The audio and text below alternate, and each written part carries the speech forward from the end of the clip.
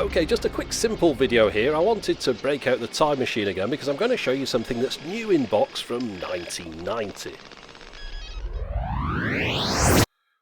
It's an Aiwa HS-PC202 Mark III personal stereo. Now the reason I'm featuring this is because when I did my video talking about which Sony Walkman models are worth buying, quite a lot of people asked me why didn't I feature any Aiwa personal stereos. Well, funnily enough, I didn't own a Sony personal stereo back in the day. Mine was Aiwa as well. Similar to one of these models here, the one on the left, although an earlier revision of it. And it had a digital tuner and all the features that really would have cost an awful lot more on a Sony model. And they were quite a bit sleeker. And really, Aiwa was the one to have as far as I was concerned back in the mid-80s up to the early 90s. But the reason I didn't feature any is because when you go looking for the high-end models now, more often than not, they don't work. I believe this is down to leaky electrolytic capacitors, surface mount components. They're very hard to replace, and most people just end up throwing the machines away as a result. So despite the fact that this one is new in box, it has sat in that box for up to 28 years, so there's no guarantee it's not going to have suffered a similar fate, so fingers crossed on that one. Really, the only interesting feature on this machine is that it supports Dolby C. There aren't many personal stereos out there that do that, and the other one, as you can see at the top there, it's an auto reverse deck, but really it's quite simply spec'd, but it's a well-regarded machine. They've been making the earlier versions of this since 1988, and of course this is the Mark III from just a little bit later. Now, I only became aware that this machine was being offered for sale new in box because of the tapeheads.net forum, and it wasn't just one machine, it was a load of them. I believe there's about 100 of these, and this post first went on there in April 2018, and all the members who wanted one got hold of a player, so now I thought it would be a good time to just put a video out about the one that I bought as a result of reading it there. As you can see the price on screen there, it's not inconsiderable, but it's in keeping really with a brand new personal stereo of a decent quality from that age, besides which you'll never get anything like this new again. Well, I mean, unless somebody else offers a new in-box one, but I mean, there's no company going to start releasing a decent personal stereo as far as I know again. Right, now this here is a little plastic tray, and that is like the battery tray that's on the bottom here.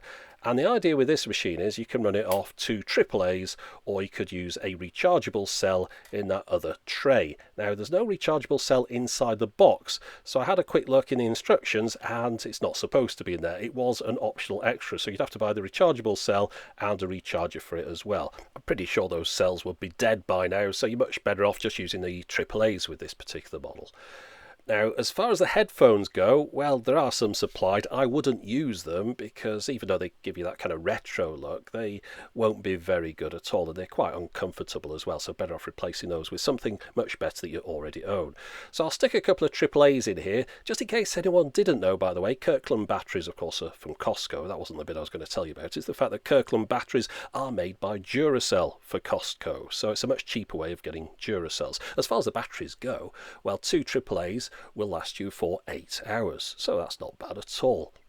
Looking around the machine itself, it's quite a nice, sleek, understated design with metal used on both sides, plastic at the ends for the battery cover as well as on the top where the buttons are, of course. We've got a large play button on here, a switch to select the reverse mode as well as the direction of the tape, and then on the end there are the transport controls, of course, rewind, fast forward, stop and eject. Looking on the end, we've got the controls for the Dolby noise reduction on the left there, and the type of tape, of course, a volume control, a LED that comes on when the device is being used, and a headphone output. And that's your lot. It's a pretty simple machine. If we just open it up and have a look inside here, you can see it's lovely to see a nice clean tape deck mechanism like this that's not being used. And you can see we've got some power going through, so that's good. And the auto reverse mechanism, well, of course, when it gets to the end of the tape, it plays the other side, but you can select it manually by pressing this button here. And notice if I press it again, it will stop the tape from playing because we've got the reverse mode switched into the setting that will play one side of the tape, then the other, and then stop. The other mode, of course, would just play one side, then the other, and then the other, and just carry on until your batteries ran out, presumably. Now, like other auto-reverse personal stereos, it didn't flip the head around. It uses a 4-track head in here, so it just electronically selects the appropriate tracks to play back when you select the direction of the tape. Now, the reason I'm holding my fingers against the spindles here is because I just want to see if there's enough power in this to drive a tape that the belts aren't slipping or perish, but it seems fine. Apparently the belts in this model are quite easy to replace anyway, if there was a problem, but fortunately there isn't. So let's try recording and playing back a Dolby C tape. I've got a brand new tape here. I'll record it in my main deck downstairs, which records Dolby C. I'll take a track from the YouTube audio library. I'll use Bumper Tag from John Dealey.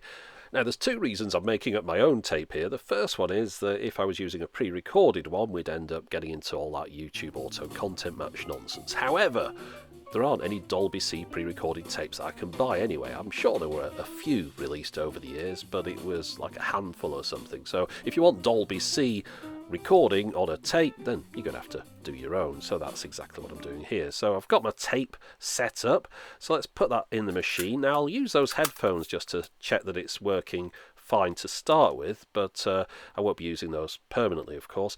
Another thing you need to do, there'll be a bit of oxidization on the volume control and on the headphone socket. Now, you can sometimes get away with just wiggling things around a little bit to clean that off. If there was a problem, I'd use deoxit spray, but fortunately it cleared very quickly. So let's just have a listen back now.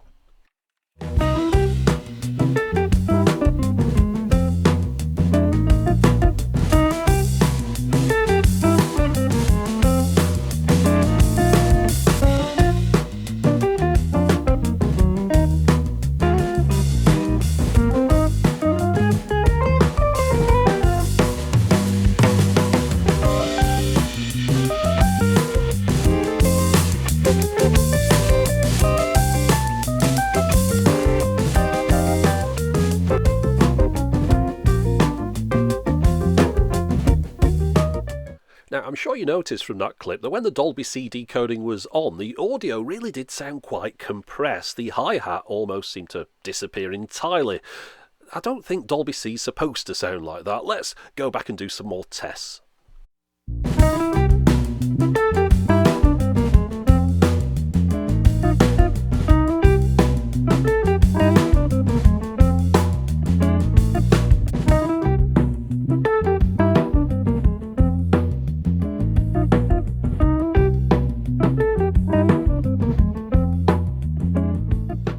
Yeah, definitely something going on there. So let's try and narrow this down a little bit more. Is the problem with the original Sony recording or with the Aiwa's decoding of Dolby C? Tell you what, let's take Dolby C out of the equation entirely and listen to it back with no Dolby at either end.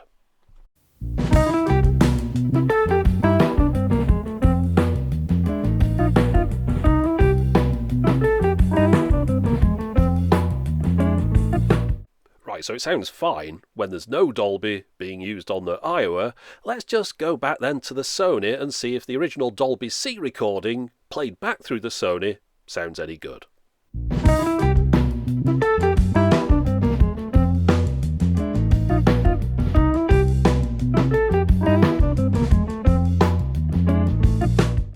So it seems to me like there's no problem at the Sony end, it's just down to the Aiwa's decoding of Dolby C. And of course, as we mentioned earlier on, despite the fact no one's used this before, some of those internal components will be out of spec, and no doubt that's the problem that's affecting the Dolby C decoding. I'm sure it wasn't supposed to sound like that when it was new. Now, you could go through all the hassle of replacing capacitors and things in here, but for most people it wouldn't be worth the effort because not many people have got loads of Dolby C recordings. I know I've just got the one tape, the one I made for this video, so for me it's not an issue. I'd either be listening to this with Dolby B switched on or no Dolby noise reduction at all, and both of those settings sound fine to my ears. Okay, I thought it'd be interesting to test out the wow and flutter. Remember, this thing has been sitting around a long time, so I'd imagine it's not going to be great, and it's not brilliant. 1 is at the top there, so that would be 1% wow and flutter. It's hovering between the 0.25 and the 0.3, and actually going over to 0.35 there as well, wow and flutter. So that's not particularly brilliant. So what I thought I'd do, I'll just put the other cassette back in there, and set it to auto reverse mode and just have it play through a full 90-minute cassette from the beginning to the end. And then I was going to come back later on and try the wow and flutter again, because of course this thing will need sort of lubricating inside, a bit of movement going on. After sitting that amount of time, it's going to have a few issues, so you're better off just playing it for a while, seeing how it settles down. And sure enough, there's an immediate improvement. First off, we'll just look at the drift on the left. You'll see there we've got 1% at the top. It's hovering around 0.25% fast, so it's just running a little bit fast, but not much of an issue. But we'll move on to the flutter, which is the thing we were looking at before, and it's a little bit better now. It's hovering that needle down around about 0.2, perhaps going up to 0.25 and maybe hitting 0.3 every now and again, but it's not going over 0.3, so it's definitely settled down quite a bit after just playing one 90-minute tape. So I'm sure this thing will get better the more you use it. However, you do have to make some allowances for its age and the amount of time it's been sitting in a box. It's never going to match the performance of something like this Sony WM-D6C, which has virtually perfect speed and impressively low levels of wow and flutter. But of course the Walkman Pro is a completely different category of machine. It's much more expensive as well, and heavy and bulky, and the batteries don't last as long. So if you wanted to buy a new personal stereo today, well, that's not a bad choice, that Aiwa. I've got to say, though, that you can't guarantee that all of these that are for sale are going to work perfectly after all this time. The chap who's been selling these on eBay has been selling them one at a time, and when he's sold one, he then puts another one up for sale, so they're not always there. But I'll provide a link to that in the video description text box. But that is it for the moment. That's all I've really got to say about this particular machine. I just thought it was interesting to unbox something after this amount of time and show it to you. You'll notice I'm talking over the credits at the moment, and the reason for that is because whenever I've done a shorter video like this, I'll get quite a lot of complaints from people saying that the outro section takes up too great a percentage of the overall playtime of the video. Well, the outro is always the same length. It's just a cut and paste job. The bit before is the bit that changes in length, so if you don't want to watch the outro section, I just suggest pressing stop. I mean, that's what I'd do. Looking at the stats of these videos, I'd say most of them, people only watch about 45%, I think, on average of these videos. So most people do jump around and stop before the end. So I suggest if you don't want to watch this bit, then just don't watch it. I mean, I don't watch this bit when I watch the videos back. I just assume it's going to be there. So this is really just here to attract new viewers. If someone watches one of my videos for the first time and then thinks, oh, I wonder what else he does, and of course all this comes up at the end, that gives you some idea as to what the channel's about without me having to try and get you to go back and play all the videos that are in the old playlist that a lot of people don't go back on. And by the way, should I mention, just look in the playlist, there's a lot of videos you might have missed, some older ones that I'm particularly proud of that a lot of people aren't just watching anymore because they are a year or so old. So have a look through those. But that's it for the moment. As always, thanks for watching.